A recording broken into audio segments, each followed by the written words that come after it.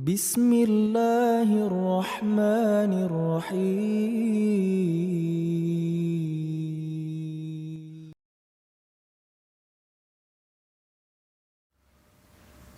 Membaca surat Al-Kahfi dari Jumat. Pada hari Jumat hadisnya sah atau enggak? Lainnya. Perlu dijawab?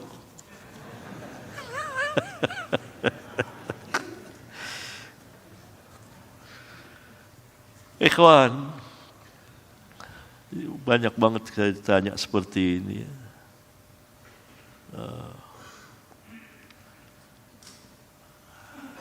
Hadis membaca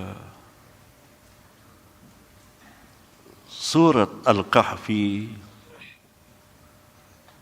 pada malam dan pada hari Jumat, sepanjang yang saya ketahui, sabit, sah,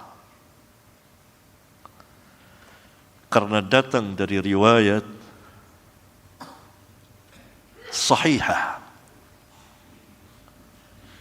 walaupun tidak disebut pada sebagian riwayat. Tidak mengapa, karena selama yang meriwayatkannya itu Al-Hafidh Al-Mutqin, maka selamanya riwayatnya diterima, karena ia merupakan tambahan lafaz dari perawi yang thiqah, yang tidak diriwayatkan oleh kawan-kawannya sesama perawi thiqah. Ini madhab jumhur al-fuqaha wal muhaddithin.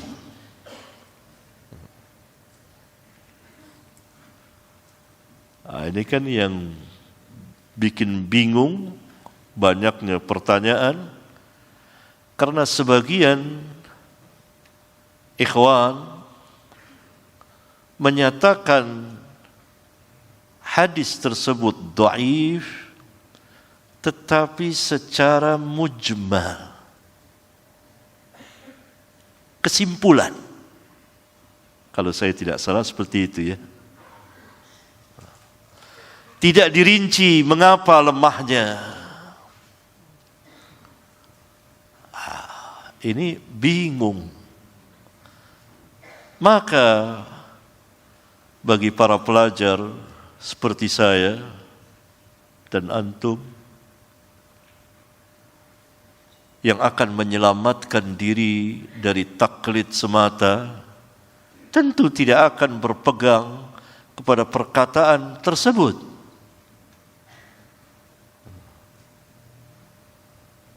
Karena setiap celaan harus dijelaskan kenapa.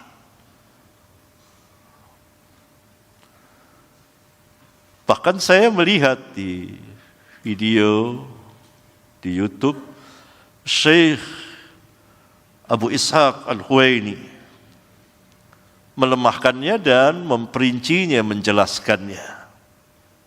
Walaupun saya tidak setuju, tetapi beliau menjelaskan sebab beliau melemahkan. Nah, saya mengatakan bahwa apa yang dijelaskan Syekh Abu Ishaq Al-Huwaini tidak tepat. Yang benar, hadis itu sahih. Maka saya sebetulnya sudah menulis ini panjang lebar di kitab Al-Masail jilid ke-14, masalah ke-701. Ya belum terbit tentu itu. Baru aja terbit 13. Itu saya panjang lebar. Seperti ini saya menjelaskannya. Ini tidak dapat tidak, terpaksa karena begitu banyak pertanyaan. Saya harus sedikit tafsil. Ini menyimpang dari pembicaraan kita ya. Tapi nggak apa-apa ya kelihatannya ya. Perlu ya.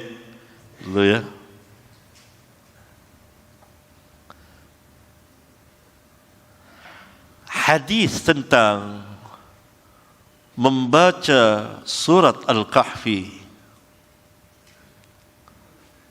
pada hari Jumat, sanad itu beredar dari jalan Abu Hashim Ar-Rummani.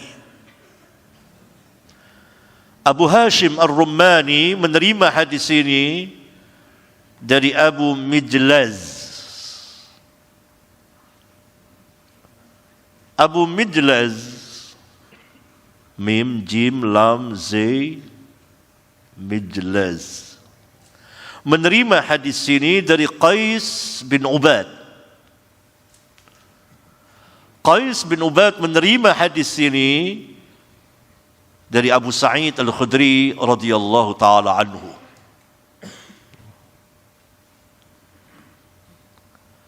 Abu Hashim Ar-Rummani yang terakhir tadi sampai kepada Qais bin Ubad, itu para perawi thiqat dari perawi Bukhari dan Muslim. Yang meriwayatkan dari Abu Hashim Ar-Rummani ada 3 orang. Yang pertama Hushaim bin Bashir, yang kedua Syu'bah bin Hajjaj, yang ketiga Sufyan bin Sa'id bin Masruq Al-Thawri, atau terkenal dengan nama Sufyan Al-Thawri. 3 orang.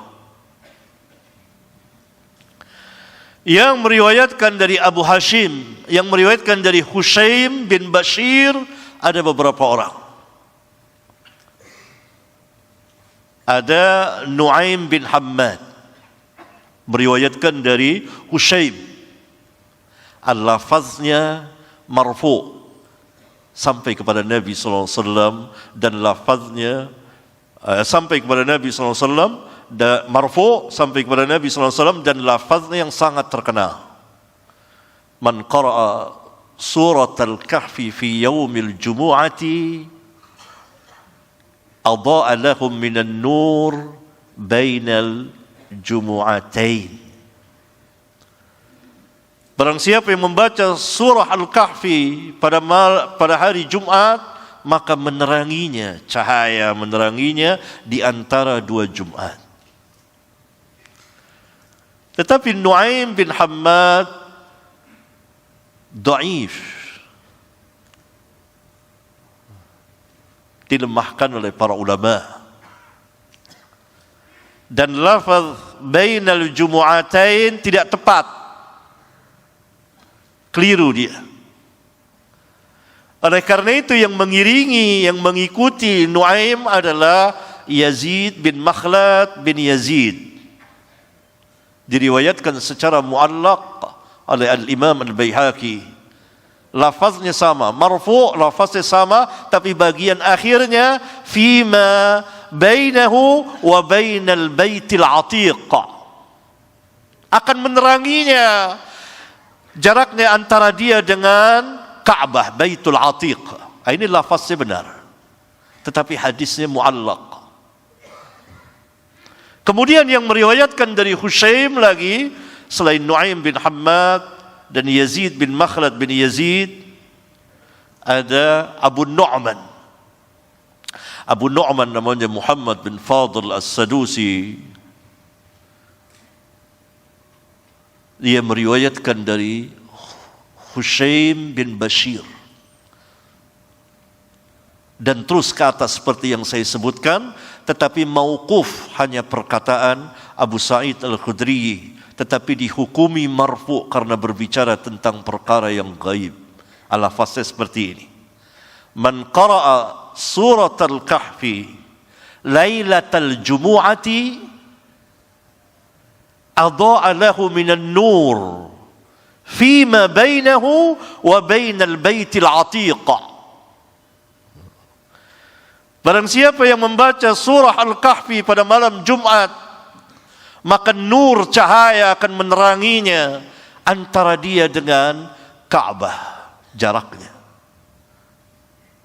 Ini hadis sahih, mauquf, perkataan sahabat yang dihukumi marfu, yakni bersandar kepada Nabi sallallahu alaihi wasallam. Mengapa? Karena yang dibicarakan adalah perkara yang gaib, yang tidak mungkin Abu Sa'id Al-Khudri akan mengetahui bahwa membaca surat itu pada malam Jumat akan diterangi oleh cahaya antara dia dengan Mekah, dengan Ka'bah.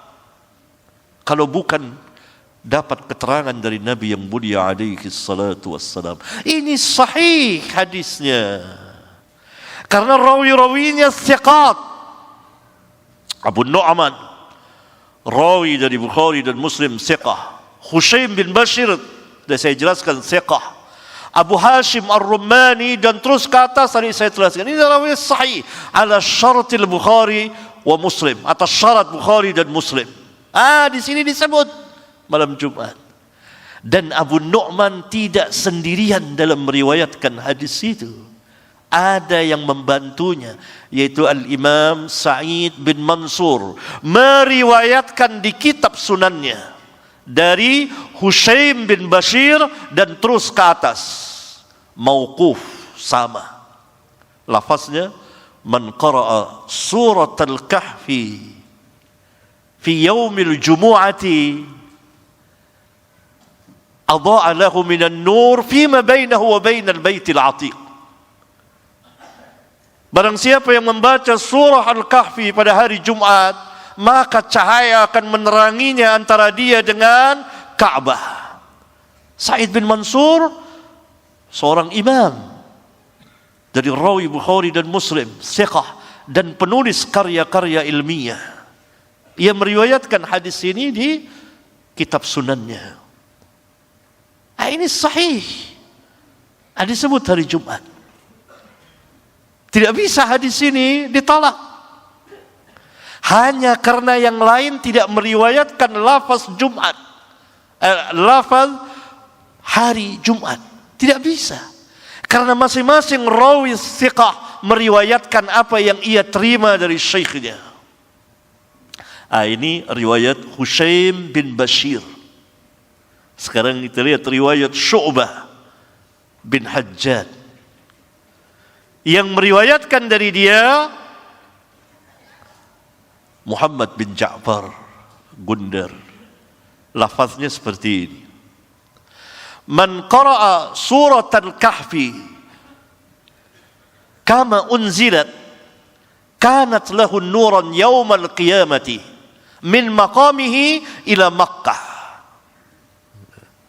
Barang siapa yang membaca surat Al-Kahfi, tidak disebut malam dan hari Jumat, sebagaimana diturunkan, cahaya akan meneranginya nanti pada hari kiamat antara dia dengan Mekah. Sama dengan hadis yang sebelumnya, hanya di sini tidak disebut hari Jumat, menunjukkan bahwa cahaya yang akan menerangi nanti pada hari kiamat, bukan sekarang. Kan? Man qara'a surat al-kahfi kama unzilat kanat lahu nuran yawmal qiyamah min maqamihi ila Makkah. Barang siapa yang membaca surat al-kahfi sebagaimana Allah turunkan, maka cahaya akan meneranginya pada hari kiamat. Kalimat yaumal qiyamah ini berfaedah sekali. Ini hadisnya pun sahih. Sebagian meriwayatkan marfu kepada Nabi SAW, yang meriwayatkan dari Syu'bah, yaitu Yahya bin Katsir Abu Ghassan, marfu kepada Nabi SAW. Sedangkan Muhammad bin Ja'far meriwayatkan mauquf, tetapi tetap saja dihukumi marfu. Kemudian riwayat Sufyan Ats-Tsauri sama dengan riwayat Syu'bah bin Hajjaj, mauquf, tidak disebut hari, tidak disebut hari Jumatnya, tidak disebut hari Jumatnya.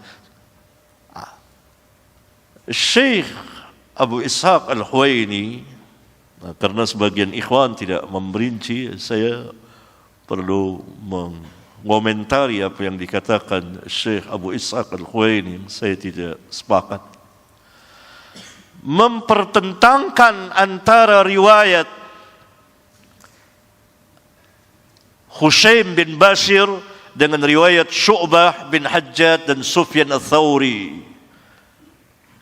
Dikatakan bahwa Syu'bah bin Hajjaj dan Sufyan Ats-Tsauri tidak menyebut pada hari Jumat.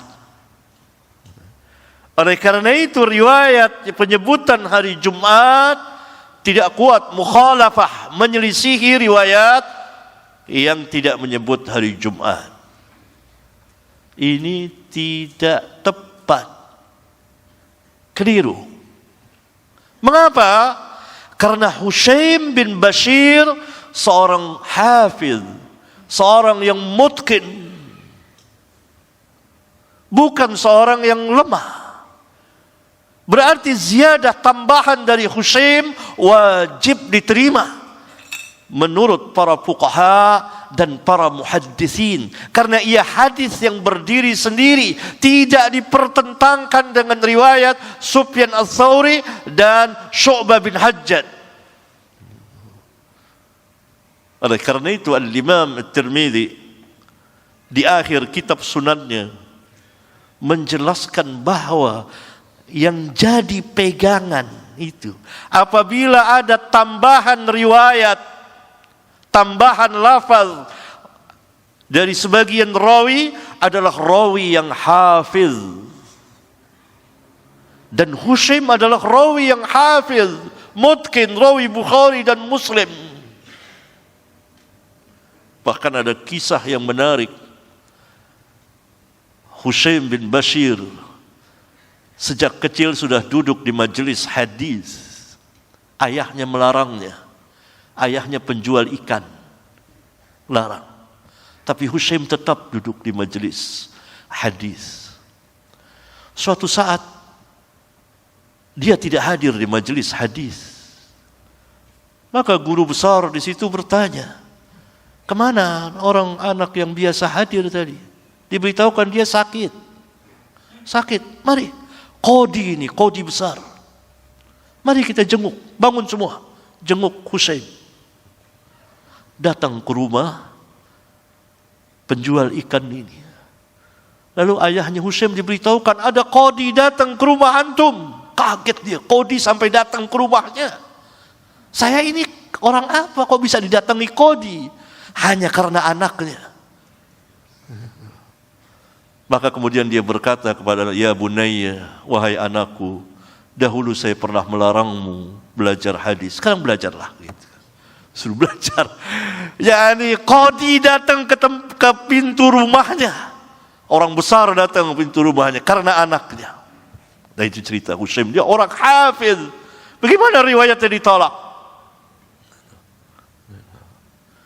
Setiap tambahan dari perawi yang thiqah maka wajib diterima walaupun kawan-kawannya tidak meriwayatkannya. Dan contoh yang demikian di dalam hadis banyak sekali. Syekh Abu Ishaq Al-Khuwaini, saya yakin beliau adalah seseorang yang mensahihkan hadis menggerak-gerakkan jari telunjuk. Karena gurunya yaitu Syekh Albani mensahihkannya. Hadis ini diriwayatkan oleh belasan rawi. Silakan baca di kitab Al-Masail jilid 2. Silakan baca. Riwayat dari Asim bin Kulayb dari ayahnya dari Wa'il bin Hujr. Ada sepanjang yang saya teliti 14 orang rawi yang meriwayatkan dari Asim bin Kulayb.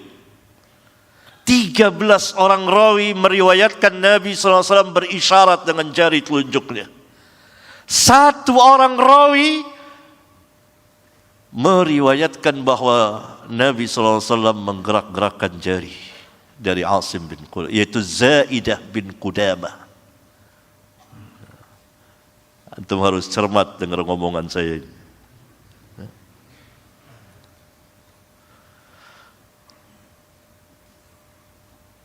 13 orang rawi tidak memberikan ziyadah. Tidak ada ulama yang mengatakan bahwa 13 orang rawi ini menyalahi satu orang rawi sehingga riwayatnya dhaif. Enggak ada. Dari An-Nawawi sampai Albani rahimahumullahu ta'ala tidak ada yang melemahkan hadis ini. Termasuk Syekh Abu Ishaq sendiri. Padahal di antara 13 orang rawi itu ada imam-imam besar seperti Sufyan Ats-Tsauri, Syu'bah ada di situ. Ada Sufyan bin Uyainah, ada Abdullah bin Idris, ada Zuhair bin Muawiyah dan lain-lain perawi thiqat. Bukan hanya 2 orang, belasan 13 orang.